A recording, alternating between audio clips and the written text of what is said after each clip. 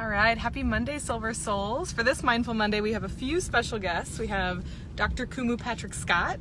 We've got Arjul and Daryl. Hey, yeah. And today, I want to introduce Dr. Patrick Scott, as he has been such a wonderful teacher on all of our paths.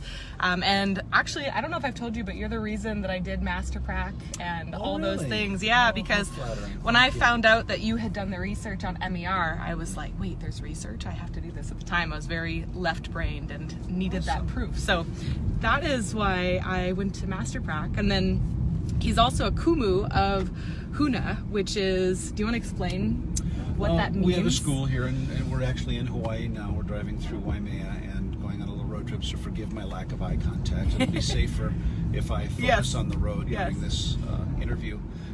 We have a school, which in Hawaiian is called Halau, and it's called Halau Ho'omanaloa, which is a school of the shamanic teachings of the ancient Hawaiians.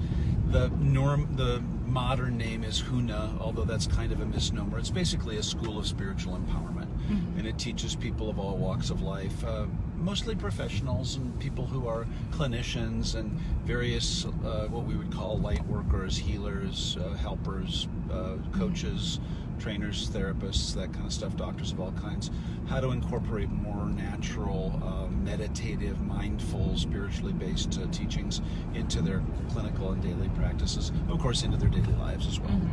So we've just completed a course last night, and we're off today driving to the other side of the island, which is called Hilo, which is one of the two main cities on the Big Island here in Hawaii. And we're having fun, and apparently it's Mindful Monday. I'm told. Yes, so we've asked him to come on just to share with us maybe a mindful tip for the Silver Souls, and I have explained to him that Silver Souls are basically everybody that's been at this training, right? We're kind of the very dedicated people to the service world, right? I know a lot of you are massage therapists, coaches, therapists, yoga teachers, people who are in the world of helping others, much like Dr. Patrick Scott and myself. And I wanted him to share just a quick tip, maybe Huna inspired, for those of you who haven't been to Huna yet, that will help increase mindfulness in your profession. So what would you say is the most Huna inspired mindful tip?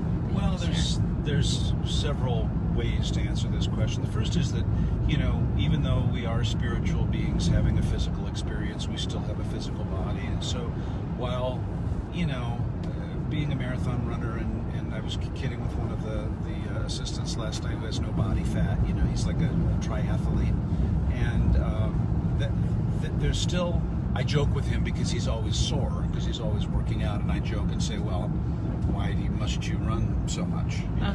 And we do have a physical body, and so one of the prime directives really is to keep the distractions of your physical body to a minimum.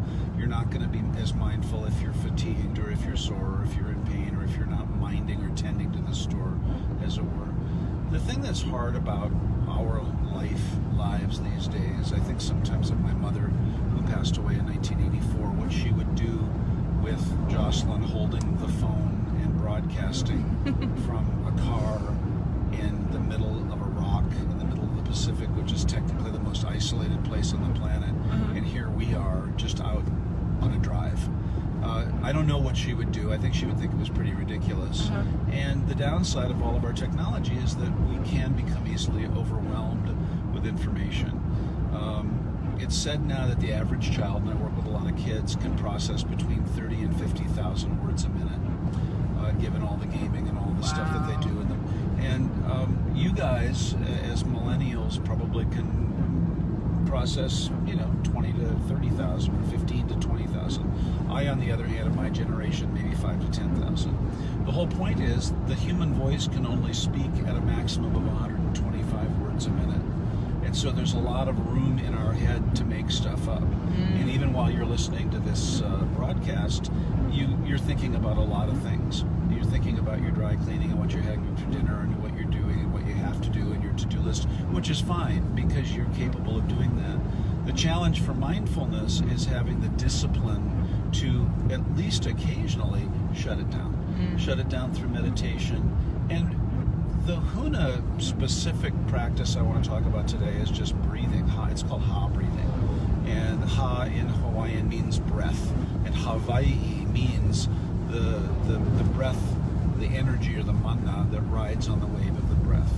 And so to breathe through the, in yoga it's called ujjayi breathing. It's the same idea, that you take a breath in through the nose,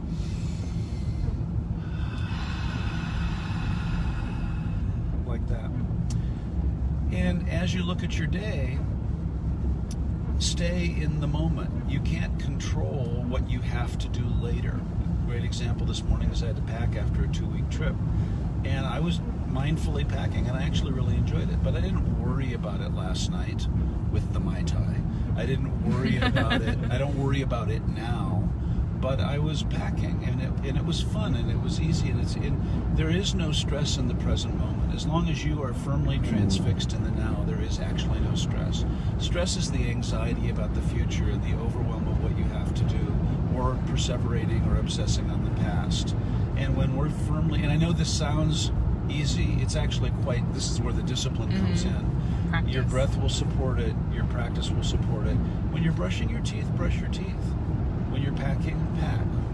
Now, while I'm driving, I'm multitasking, and I don't multitask well. I'm trying to be safe, but driving is more of an unconscious discipline these days, and I'm focused on the road while I'm talking to you guys, and I'm thoroughly enjoying it. I'm enjoying being with these folks. I'm enjoying being in Hawaii. It's a little wet now. So practice each day. Cook mindfully. Do something. It's not all day. You're going to be distracted. You're going to be engaged with your device. You're going to engage with information. You're going to have people coming at you with a lot of requests.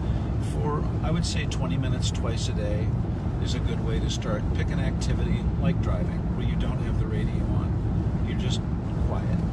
20 minutes twice a day. Sit comfortably. Cook. Do something that is mindful for you. I love yoga because when I'm doing yoga, there's nothing else I can do. It is so difficult for me, even after all these years, that it's the only thing I can focus on. I play music. I'm a clarinet player. I played a band, and I've just rekindled that after many years of not playing. I love those rehearsals because there's nothing else I can think of. I'm totally focused in the moment on the music, on playing, on breathing, on watching the conductor. So whatever that is for you, find an activity. It can be running. I find that when I'm running and I'm working out, I'm still doing a lot of thinking. The whole goal is a brainwave pattern in the alpha theta pattern, and you can look that up. Alpha is that state, that meditative state we get in just before we go to sleep, and theta is as we descend into sleep. We have those twitches. They're called theta twitches. In alpha or theta is the ideal place for refreshing your mind and refreshing your body. And so do your best at least 20 minutes twice a day to get into that state. And you know how to do it already. You have the driving trance, you have the reading trance, you've gone to a movie and not noticed the passage of time. Trance is a very normal, natural state, and getting into trance a couple times a day for 20 minutes or so is super, super healthy. Yeah. That's great. Does that help? That's super helpful. Thank you. Yeah. And I love what you said about, remind me the words, minimizing the distractions of the body, like you were talking about. Yeah, I'm older and I've had a lot of health issues of late, and it's hard to be mindful when you're in pain. It's hard to be mindful when you're exhausted. It's distracting. It's just, you're just under siege. And so there is a responsibility we all have to ourselves to take care of it, take care of your body, to take care of your schedule. I'm by no means a role model for this. I've learned the hard way by overcommitting and trying to be all things to all people. There's this weird martyr syndrome I find that a lot of people that are helpers have. I've suffered from it, where we so want to help others that we will actually throw out our own needs in the pursuit of helping others. We'll work too much. We'll take on too many clients. We'll burn the candle at both ends. And I've been just as guilty of that. So now in this age that I'm in right now, for the next 30 or 40 years of this particular body, I'm mindful that I'm not going to be any good to anybody if I'm dead, or if I'm in the hospital, or if I'm sick. And so it's the old adage on the airplane, put your own mask on before helping others. It's not self-indulgent. It's not selfish. It is focused on self, so you're available to others. And I find I do my best work when I'm rested. I'm really much better at what I do when I'm rested, when I'm feeling good, when I'm not distracted by aches, pains, fatigue, overwhelm, all that stuff. So it's a matter of setting boundaries for yourself and saying no on occasion. Yeah, that's great. Thank you so much. You're welcome. I love that. Anything else you want to share with the Silver Souls? No, but just keep doing the good work you're doing, Cool. and keep up the good fight. We're all in this together, and it takes a globe of us helpers to heal the planet. And that's what we're doing, one life at a time. Yeah, I love that. Awesome. What about you guys? Art, Dale, been back there listening. Anything you want to add? We're just happy to be Huna here. perspectives. We're happy. We're blissed out. Cool. Post tuna. We're good. Awesome. Wonderful. Well, thank you again for coming on and sharing some awesome mindful tips with us. And let us know if you guys have any questions. I know he's in this group too, so he can pop on and answer anything.